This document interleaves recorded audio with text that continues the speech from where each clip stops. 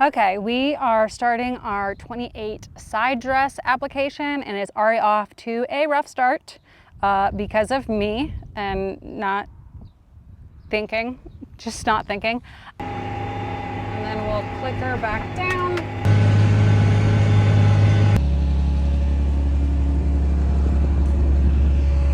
Okay, I will call this process either side dress or applying 28. It's technically not 28, it's 26, but that refers to the amount of nitrogen in the product that we're applying. So we're putting on nitrogen on our corn along with a couple other micronutrients, but we are just spoon feeding this crop. So we applied a little bit of this product when we sprayed our fields. We applied some while we put on our starter with the seed, and now we are side dressing it. So giving it that last little boost of nitrogen to get it through the growing season.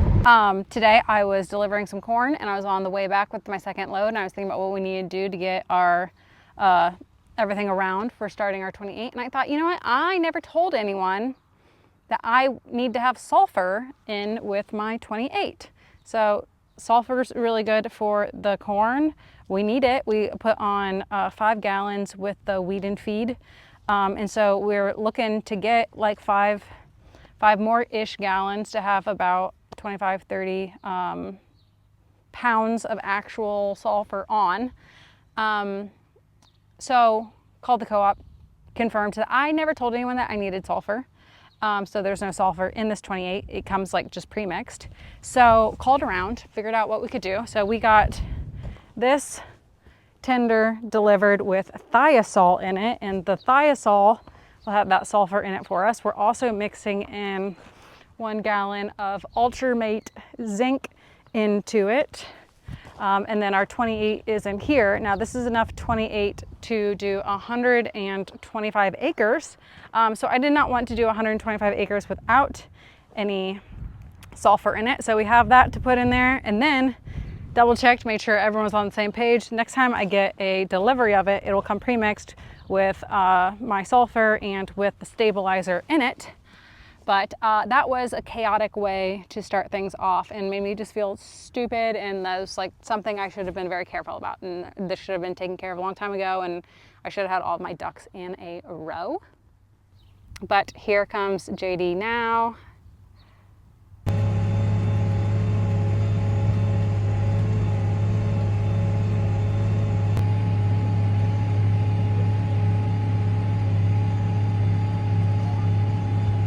Okay, and we are in the cab. Things seem to be going fairly well. So this is what we call triple threat. It's going in between the rows, and it's also hitting on the row with those Y drops. What I'm doing while I'm in here is looking to see if I pick up any rocks, which does happen pretty frequently. I'm just scanning back and forth here to look at the rocks. I'm also looking to see that the Y drops are in fact putting out the product. And then here, these balls, because the Ultramate is this dark color, it's just really hard to see. You can kind of see there. So this is for the Y drops, and this is for the center. If we had brighter colored balls, you'd be able to tell a little bit more to make sure that they're flowing evenly. And then on the monitor, we showed the speed that we're going, how fast the pump's going, I believe is that, the gallons per acre we want to be putting on, and how many gallons are actually getting applied. This shows us how many gallons we have in the tank. And then the applicator is split into 5 sections. So it's showing that all the sections are working, tells us how fast we are going, how many acres per hour we're getting.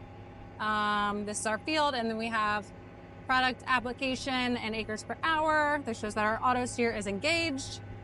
On here, the only buttons that I'm pushing, so I push this button to get the pump going, and we put it in constant. You can see that there. And then you click this down, that lowers and raises the implement. So we click it down, and then that engages our auto steer. So that's pretty much the only things that we're doing over here. So we get to the edge. We're going to raise up and click the foot pedal, swing her around, get lined up on that next line, And then we'll click her back down and click the foot pedal back on.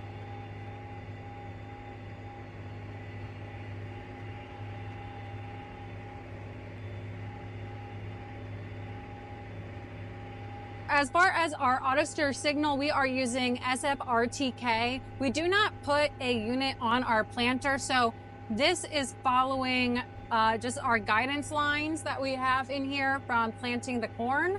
If we wanted it to be exactly perfect all the time, we would have a guidance on our planting tractor, and it would follow the planter and not the tractor itself, because it just, the planter and they don't follow perfectly, like when you go up hills and when you're like turning and stuff. That would make it exactly perfect. So I am just double checking that I'm centered in between the rows. You might have to align it a little bit to the right or left, shift it a little bit, but I haven't had to do that yet. Another thing that I will add is that this is a 17 row tool.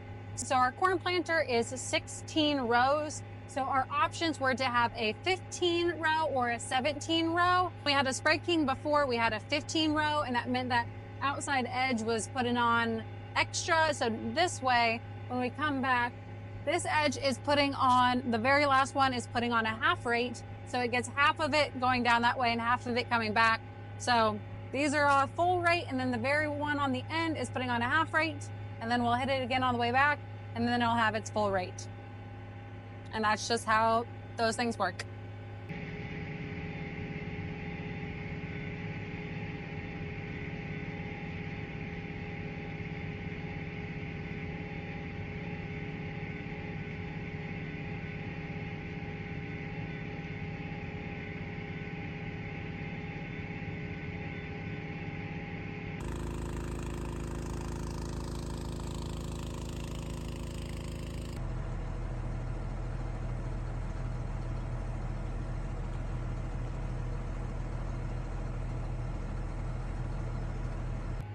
Okay, it is about 4 p.m. The sky is getting a little bit darker. It's supposed to rain about at 5-ish. JD has a meeting at 7:30. We have room for another tanker, so we have that ordered. Not sure if it'll get here today. Not sure how late they run. So might just run out what we have left, and then they'll get started tomorrow. Looks like they should be able to run tomorrow and the next day. Unfortunately, I will be gone tomorrow and the next day because I need to go to Michigan. I'm learning about how asparagus farming works. Don't like being away, especially when we're doing important things like this, but Greg will be around, and the cost of me going and doing that is worth more than me paying him to all tanks. So financially it makes sense, but I just don't like missing out on things. But JD will be able to handle everything just fine.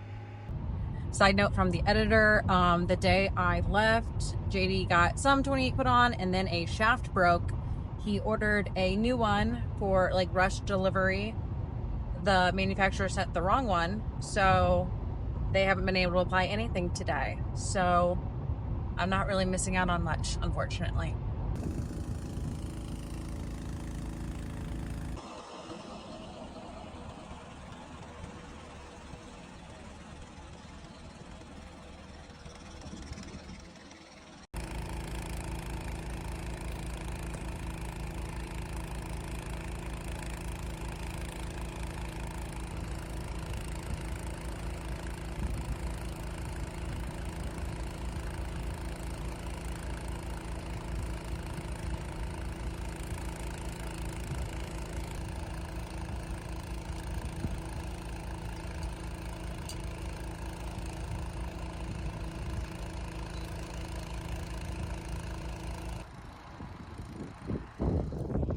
Okay, so we're filling up right now. You can see here is where it's going in the row, and it's growing right next to them. It's not completely perfect. Like you can see over here, it's a little bit off. Just those wide drops, they bounce so much. But that moisture's getting down in here. It's going in right about there, maybe. it's supposed to rain, and that will really help incorporate it well. It is starting to sprinkle just a little bit. We're supposed to get like half of a tenth of rain, around 6-ish, 7-ish maybe. It'll actually be kind of ideal because it'll help incorporate that nitrogen and or those nutrients into the ground. We just don't want like a huge rain that would wash it, but it's just gonna be a little bit, and I think that'll be perfect for us.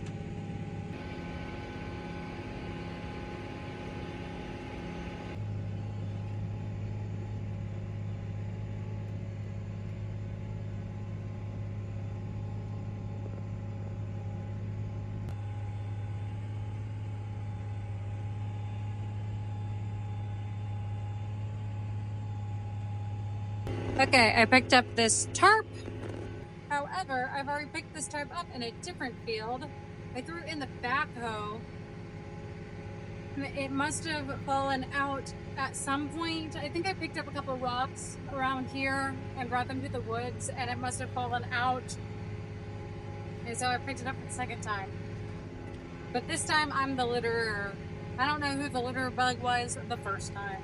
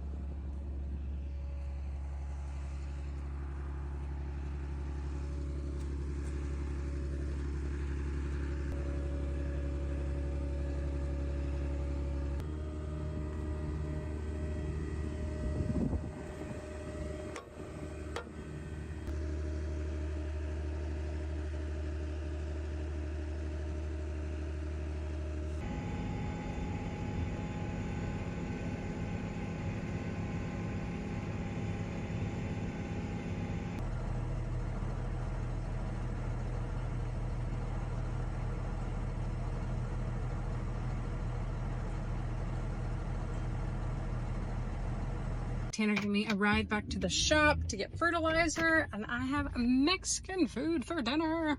We have that filling. I just dumped this all into the one bowl.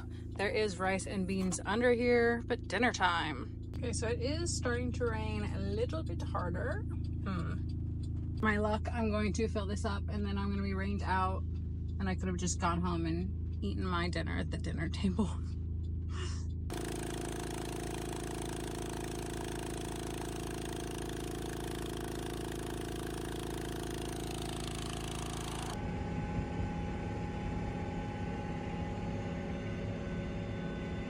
This is a new one. This bolt started to come out, and so it wouldn't turn.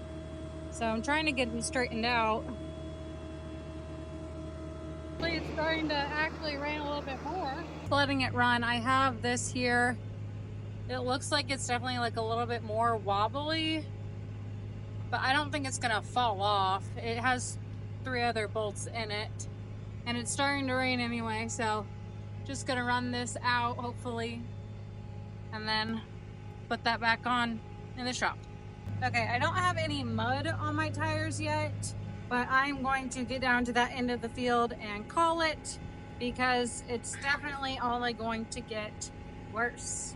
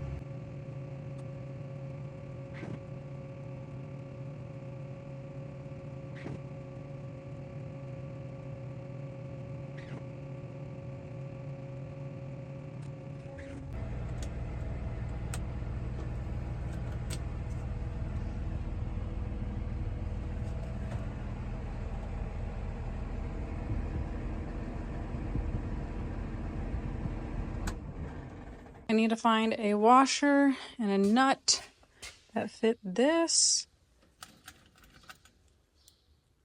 Larger than that. Smaller than this, I'm sure. Okay, these should work. Okay, new bolt is on. I'd say it looks like the other ones. So I think we're good to go. Okay, it is now Friday. I recorded the bulk of this on Tuesday. I left town on Wednesday. Near the end of the day, solution pump shaft thing broke. So that was a super bummer. JD called a company to get a new shaft shipped next day so that we could get back to work. They sent the wrong shaft. So he was down all day yesterday, couldn't do anything, which is just really disappointing because it's really just ideal conditions. The ground's fit. I hate when you can't run when things are fit. But anyway, so new one showed up. It was wrong. Ordered a new one. So he was down all day yesterday. Today, got one. The shaft came. It was the right one. He finished up the one field we were at, started another. So I'm talking like a couple passes, not doing much. And it breaks. So as you can see, it's broken in 2 pieces. This should be 1 piece. This is for the solution pump. Now, I might get some of my words wrong here because I'm not an expert. And I just got a very, very quick summary of what's going on. But basically something in here is broken. So we don't, unclear if it's the whole pump, but also, you know, if we've been down, we've been wasting days. If the thing that's going into the pump is breaking, you know, it's from a larger issue. I'm sure it's not just from one random little shaft. You know, there's a reason for the break in it, I'm assuming, since it's happened twice. This pump is like an ACE pump. JD said that was like $2,300. You could get a more generic one for like $900, but with who he talked to, it was kind of unclear on if you could use a generic one or if it really needs to be the specific one. But of course, we were just hoping the shaft would help. So we're kind of at a standstill right now. It's like 11 in the morning. JD had to run quickly to a meeting quick. So hopefully we can get a solution quickly so that we can be up and running soon. The good thing is that we really only have, 30 acres, 70 acres, 40 acres, so like 140 acres that's really fit right now, ready to go at that V3 stage. So we don't have a ton we need to get done, but obviously it's super frustrating that we can't be running, and you know, we're all busy, we got things we want to be getting done, and being down is always a downer. So check back in, hopefully we have a solution soon. Bye. Thanks for watching.